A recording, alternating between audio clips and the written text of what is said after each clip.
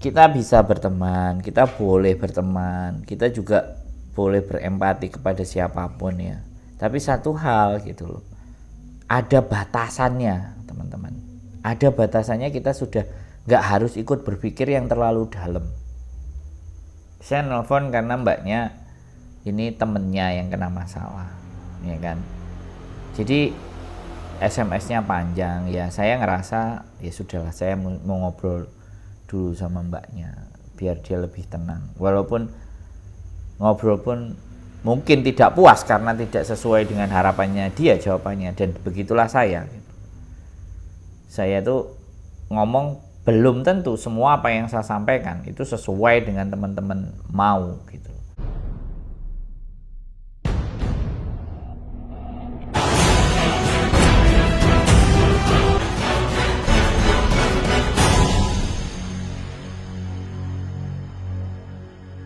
Berjumpa kembali bersama saya Wong Ganteng Sak Donya. Mohon untuk tidak menyebutkan nama dan identitas dalam percakapan ini karena percakapan ini saya naikkan dalam konten YouTube. Jangan jangan di post lah Pak Sandro. Loh, sampean nanya le, sampean telepon sama aku WhatsApp sebegitu panjangnya, temen sampean paper sudah 10 tahun, terus ini nggak bisa ditangkep terus dipenjara, mau bebas bersyarat, terus sampean omek kae. Ada hubungan apa sampean sama dia? Emang sampean diutangi duit 1 miliar sampai berpikir? Nggak ada. Nah iya nggak ada. Sekarang gini loh mbak, saya bilang sama sampean, dia memilih untuk paper, ya kan? Itu pilihan hidup dia kan, bener nggak? Kenapa sampean begitu buta untuk berusaha membantu dia? Ada apa? Sekarang gini loh mbak, saya bilang sama sampean, dia memilih untuk paper, ya kan? Itu pilihan hidup dia kan, bener nggak? Kenapa sampean begitu buta untuk berusaha membantu dia? Ada apa? Wong sedangkan dia diajak ketemu sama kita, dia nggak mau, jadi sampean tuku kacamata pak, sampean jak mampir gak gelem. So kalau saya bicara bilang bahwa buat apa saya harus membahas orang-orang yang memang dalam artian dia sudah masuk ke dalam lingkungannya dia, terjerumus dengan kenyamanannya dia, terus sekarang ketika dia pusing ribut, sampean yang bingung-bingung pada nyari kiri kanan atas bawah info sembarang kalir. Yang justru saya eman itu sampean sering nonton aku, sampean lihat konten aku, yang aku nggak ngerti terlalu spesial apa hubungan sampean sama dia. Hukum Hongkong nggak bisa mbak, hukum Hongkong itu bukan kayak hukum Indonesia kita yang semuanya by design, tapi di Hongkong nggak bisa, no ya no, yes ya yes, nggak bisa yes or no. Makanya negaranya jadi maju. Iya paham. Terus sampean mau gimana nih? Nyari pengacar lagi buat bebas bersyarat lagi? Kalau sampean mau ke KJRI aja coba, bagian hukumnya enggak. Hukumnya KJRI. Untuk karena dia kan masih warga negara Indonesia. Jadi siapa tahu kan? Kalau sama lawyernya Hongkong ya nggak bisa wesan menurutku. Tapi pemerintah harus kalau sampean ngeyel ya pemerintah yang harus turun, pemerintah Indonesia untuk bertanggung jawab atas dia untuk mendeportasi atau memulangkan kembali warganya, itu baru bisa. Tapi kalau dia pakai pengacara di Hongkong, ya hukum Hongkong mesti kuana mesi ya, kamu ngapain gitu loh, kamu dibayar berapa sama dia. Jadi profesional aja, dia pasti ngomongnya bisa bantu, tapi duit masuk proses dijalanin ya sama aja jeblok. Iya. Pada prinsipnya itu kalau kita orang paper itu terus ngomong cari pengacara, itu sebenarnya iya yo. Gini, logikanya kalau saya itu kita itu salah. Tapi kita itu ngeyel karena beralasan nyawanya terancam. Jiwa raganya di negara asalnya itu terintimidasi atau diancam lah. Akhirnya kan minta suaka. Lah nek wis minta suaka dia dikasih aturan A B C D terus tidak ditepati. Nek sampean coba balik cara berpikirnya sampean nek sampean jadi pemerintah Hong Kong. Gitu loh. Sampean coba sampean coba balik cara berpikirnya ganti. Jadi jangan selalu di satu sisi. Hidup itu selalu akan ada 2 sisi, bahkan 3 sisi, 4 sisi, 5 sisi, 10 sisi. Itu artinya ketika seseorang bisa melihat sebuah persoalan dari 10 sisi, dia benar-benar bijaksana. Gitu.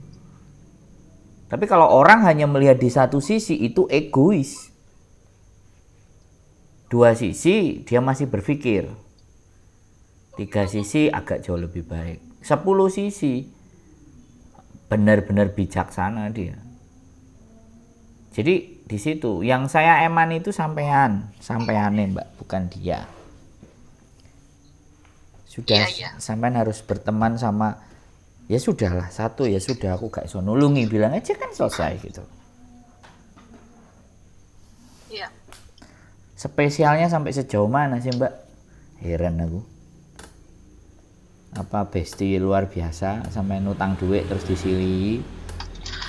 Enggak. Nah, ya wes loh, biye. Eman lo nek sampean itu apa? Boleh kita berteman, tapi kalau sudah di ranah privacy, ya awake dhewe kudu mbatesi, Mbak. Iya, paham. Ya yang bisa sampean lakukan ya tenangkan, ya udah baik-baik dan berdoa. Mungkin waktunya kamu, dia punya pacarnya belum bercerai lah. Dia mengambil keputusan untuk memacari orang yang belum bercerai itu kan, come on, ayolah kita sebagai orang sama-sama dewasa berpikir deh. Kenapa ini saya angkat Mbak? Cerita ini saya angkat biar orang-orang juga pada ngerti di luar sana itu kalau kalian mengambil jalan di mana jalan itu sudah sulit untuk dilalui dan tetap kita terobos, jadinya begini nih Mbak, kancane sing melok bingung gak karu-karuan. Aku sih gak, sing bingung kan sampean. Nah sampean kan sering nonton sama aku, sering komen, tak anggap ya sampean oke lah,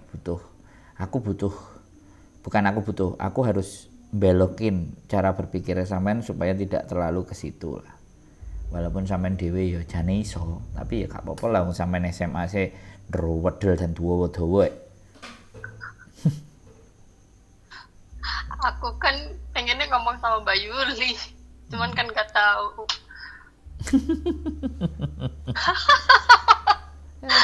Oke dah gitu aja Mas, makasih. Ya wes ya, sekali lagi jangan terlalu wow ya intinya. Kalau sampean gak terima pengen ngomong sama bojoku ya silakan ditelepon lagi. Karena memang beda, saya cara berpikirnya sama bojoku juga beda. Makanya kadang-kadang teman-teman itu juga merasa pingin hatinya yang dimengerti sesama wanitanya. Buat saya ya logika, saya laki-laki, saya cowok. Pasti saya fokus di logika, analogi dan sesuatu yang masuk akal. Kalau mungkin sampean pingin lebih dipuk-puk hatinya ya kumpul silakan telepon sama bojoku, nggak ada masalah. Gitu, bisa. Oke, makasih. Sehat selalu ya, jangan sampai sakit ya. Tunggu kami diomong lagi. Iya, selamat berlibur. Yoi, sehat selalu yo. Assalamualaikum. Waalaikumsalam warahmatullahi wabarakatuh. Oke teman-teman semuanya, ya mulai sempat ngangkat telepon lagi ya.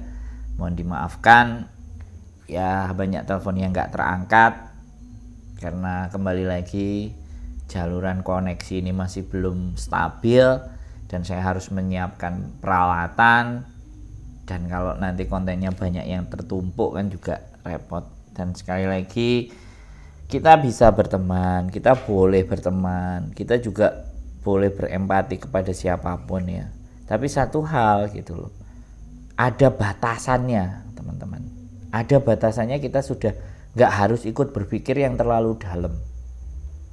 Saya nelpon karena mbaknya ini temennya yang kena masalah. ya kan.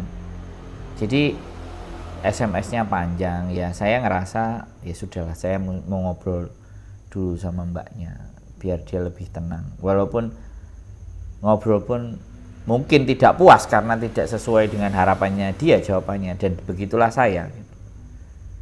Saya tuh ngomong belum tentu semua apa yang saya sampaikan itu sesuai dengan teman-teman mau gitu. Tapi saya cuma mau ayo mikir gitu. Mari kita berpikir sama atas masalahnya Anda gitu. Jadi aku senang nek dijak mikir. Aku juga nggak ngerti kenapa ya. Ketika aku diajak ngobrol terus diajak mikir bagaimana pemecahan solusi, itu seolah-olah saya cuma mikir gini loh. Kenapa setiap manusia dan setiap orang itu punya jalan berpikir yang beda-beda. Nah, itulah yang jatuhnya menjadikan nasib juga berbeda-beda. Jadi nasib berbeda itu bukan karena badannya, bukan karena cantik dan jeleknya, bukan karena sekolahnya tinggi dan enggak, tapi nasib itu bagaimana cara berpikir. Karena dengan cara berpikir itu akan menentukan sebuah tindakan. Nah, ketika kita melakukan tindakan itu berdampak terhadap nasib. Jadi nasib itu terhadap tindakan kita, menyikapi sebuah persoalan dan bagaimana kita bertindak. Nah, di situ nasibnya akan ditentukan. Ya kalau nasib yo karepe Gusti Allah lho, ya wis nek kaya ngono gak kena dibahas. Gusti Allah ngekeki akal pikiran gawe mikir. Lah kok kita cuman pasrah nang Gusti lah. Pasrah itu boleh ketika kita sudah melakukan A, B, C, D, E, F, G. Dan itu setiap orang berbeda-beda. Oh, aku udah di titik ini. Aku belum nyoba yang ini. Aku belum nyoba yang itu. Yang itu belum aku lakukan. Satu manusia bisa pingin nyoba. Makanya di situ ada plan A, B, C, D, E. Ada yang satu plan aja udah nyerah. 2 plan aja udah nyerah. Nah, di situ bedanya. Nah, di situ perbedaan nasibnya manusia. Nah, kenapa orang cuma 1 plan? Kenapa 2 plan? Kenapa 3 plan? Kenapa 4 plan? Rencananya 4, 5, 6. Karena pengetahuan. Pengetahuan is power. Jadi knowledge is power. Jadi kekuatan pengetahuan itu adalah kekuatan kalian. Jadi ketika kalian tidak punya pengetahuan, disitulah kalian lemah. Oke, selamat malam. Sehat selalu buat kalian. Keep stay tune my YouTube channel and see you next video. Bye bye.